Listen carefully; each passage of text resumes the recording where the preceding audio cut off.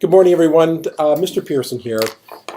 Today's student-led conferences is going to be on the topic of the who, what, when, and where, and why of student-led conferences. So before we start, I imagine you're wondering to yourself, why would we do such a thing? Was there something wrong with those parent conferences? Like, Mr. Pearson, why are we bringing students? Why are you bringing me into these parent conferences? And really, what does this mean for me? That's the gist of what this advisor advisees, because those are the questions we're going to try to answer today for you. And we're going to do that by trying to do this in a way where you can understand the 5 W's of student-led conferences: the who, what, when, where, and why. And how we're going to do this is we're going to do this by comparing school experiences of the past to the present. So what does that mean? Well, that means that I'm going to pick 3 topics of discussion for your advisory to talk about today. And I'm going to ask your advisory to talk a little bit about the difference between what a traditional classroom looks like and what a current classroom looks like. And so what I mean by traditional is a classroom that I went to, your teachers went to, even your older brothers and sisters, what that classroom looked like versus the classroom you have right now.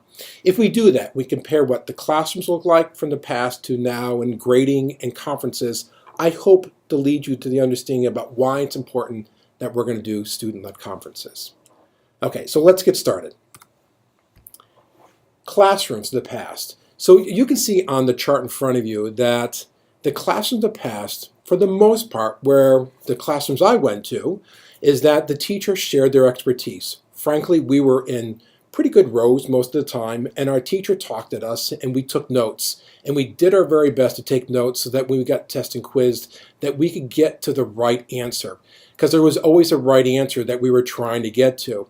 And often in the classroom, teachers would ask us questions and then we would answer, but for the most part the teacher came up with the questions and we tried to come up with the answer that was the best that the teacher knew the answer to.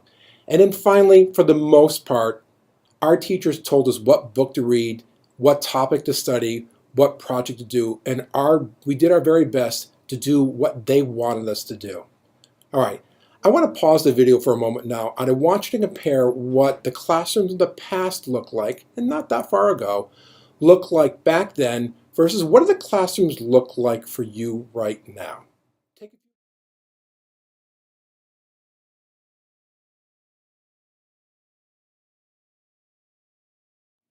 Great. I hope you had a great conversation. So here's the thing that we're hoping that you had a conversation about your current classroom.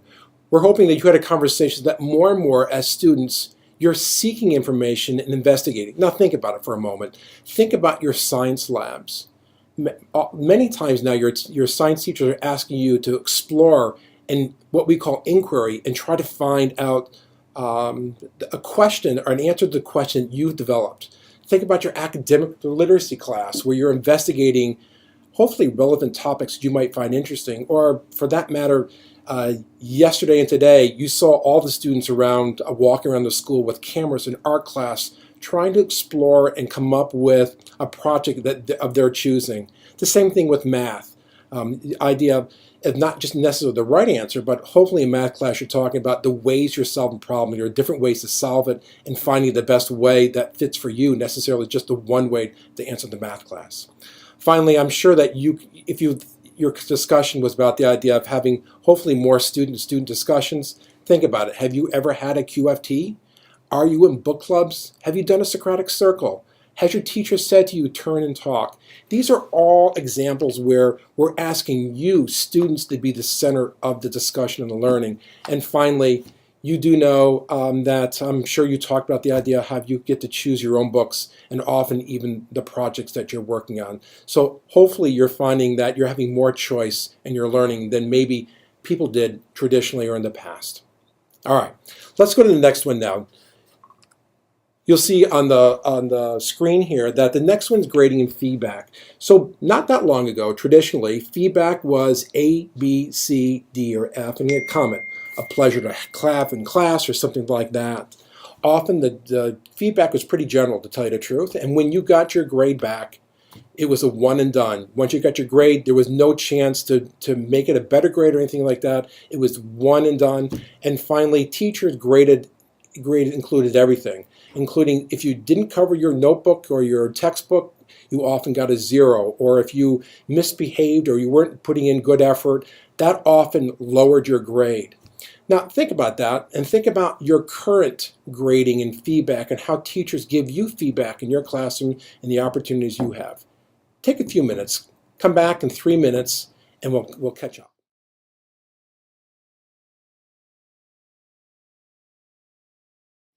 Okay, welcome back.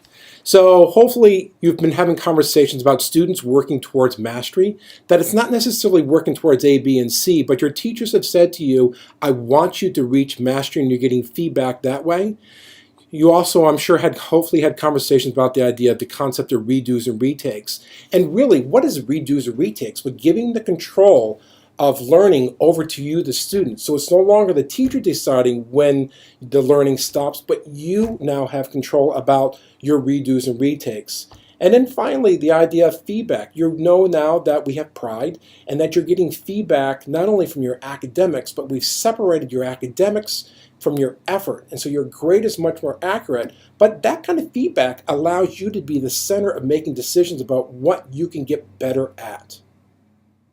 All right, so we've looked now at the comparisons between classrooms from the past and the current future, and we've done the same thing with grading and feedback. Now let's talk a little bit about conferences, because why are we doing this? And what is this? How does this relate to conferences? So now what I want you to do is to take a few moments. This time you're going to fill in the left side of the box. I want you to take 2 minutes and have a conversation with your advisory about what parent conferences mean. What's your experiences at conferences up to this point? See you in 2 minutes.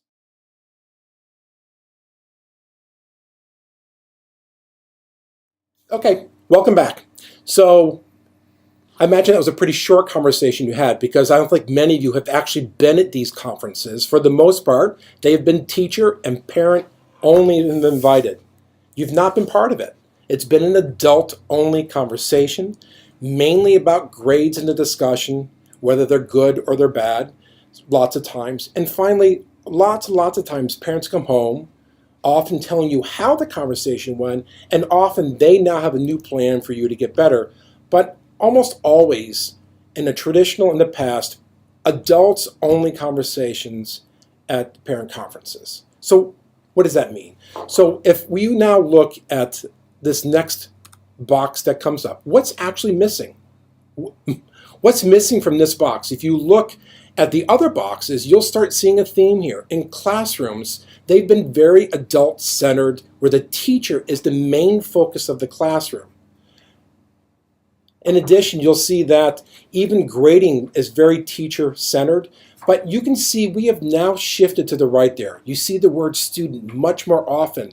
We've become a much more student-centered classroom than we've had in the past. So what's missing in the box? Obviously, what's missing in the box is actually having students be part of these conversations. So the reason why we're going to student-led conferences is because we want students to be part of the conversation. It's going to be more than grades. We actually want you to starting to share your work and using that work to talk about your learning using our digital portfolios. And finally, we want you, with adults' help, to begin to reflect and plan and own your own learning.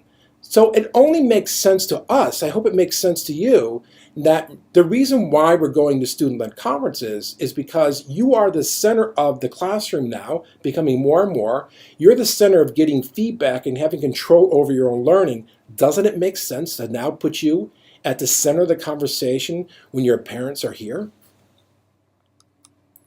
So here we are. So here are the 5 W's of student-led conferences. First of all, who's involved? Parents, your advisor, and most importantly, you. What will a student-led conference be? It's a chance, what it will be is a practiced and scripted student-led conference where you will highlight some of your strengths and weaknesses. Using your portfolio, share your student work. Okay, it's okay to brag at this point. I've looked at some of your work, much of your work, and it's incredible work you're doing. It's okay at this point to start bragging about it. Finally, it's another chance to get some feedback from your advisor and your parents. I actually think it might be an enjoyable experience where you get positive feedback, sharing your work, talking your strengths and weaknesses. It's actually going to be an enjoyable experience. And then finally, make some plans. Maybe set a goal or two, because these conferences are going to be in December and March. So there's not going to be one, but there'll be two. So the December one will be from the week of December 7th to December 11th, and then we'll do other ones in March. So in your December conference, you're going to talk and plan and think about what your March one's going to be like, and say, Mom and Dad, advisor, when I see you in March, this is what I'm going to be better at. Where are these going to happen? They're going to happen all over our building. They're going to happen in classrooms. They're going to happen in conference room, in media center. What's going to happen is that your advisors are going to be in contact with your parents and your guardians and whoever you want to invite. You don't have to do that. The adults will make sure that people are going to be invited and be in the right spot. So that's all going to be through an invite, and more. Your parents will hear more about that, but you don't have to worry about that. All you have to worry about is the idea of getting your portfolio together, practicing your script, and being ready to share the many good things you're doing here at school. So finally, the most important reason why we're going to student-led conferences is the why here. At EMS, we believe that students and not adults should be the center of their learning. I hope you look forward to student-led conferences coming up. Our next advisory will be next Friday, and in that advisory session, we're going to go further into what advisory looks like, and we'll begin to talk about what does a script might look like. We'll even have a video of a mock advisor advisee so that you can begin to see what a student-led conference looks like. Thank you for taking your time today with advisory, and I look forward to seeing you in your student-led conferences.